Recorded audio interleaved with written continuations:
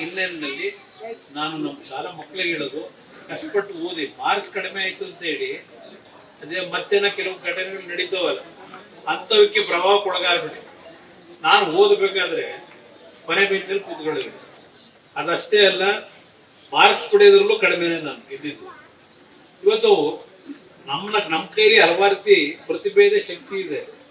ಅದನ್ನ ನಾವು ಉಪಯೋಗ ಮಾಡ್ಕೋಬೇಕು. ನಮ್ಮ ಮಕ್ಕಳಿಗೆ ಹೇಳೋದು, ಸಣ್ಣ ಮಕ್ಕಳಿಗೆ ನಾನು ಹೇಳೋದು, ನಿಮಗೆ ಭಗವಂತ ಬುದ್ಧಿ ಕೊಟ್ಟಿರ್ತಾನೆ, ಅದನ್ನ ಸರಿಯಾಗಿ ಉಪಯೋಗ ಮಾಡಿದ್ರೆ ಮೇಲ್ ಬರ್ಬೋದು.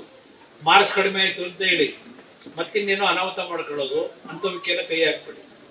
ಮಾರ್ಕ್ಸು ಕಡಿಮೆ ಆಗಿರ್ಬೋದು, ಆದ್ರೆ ನಿಮ್ಮಂಥವ್ರೆ ಆ ಮಾರ್ಕ್ಸ್ ಕಡಿಮೆ ತೆಗಿತಾರಲ್ಲ, ಅವರೇ ಇವತ್ತು ದೇಶಕ್ಕೆ ದೊಡ್ಡ ದೊಡ್ಡ ಕೊಡುಗೆ ಕೊಟ್ಟಿರ್ತಕ್ಕಂಥವ್ರು. ನಾವು ಹಿಂದೆಲ್ಲ ಕತೆ ಅದರಿಂದ ಮಕ್ಕಳಿಗೆ ನಾನು ತಿಳುವಳಿಕೆ ಇರೋದು, ಯಾವುದೇ ಕಾರಣಕ್ಕೂ ಅಂಜಬೇಡಿ.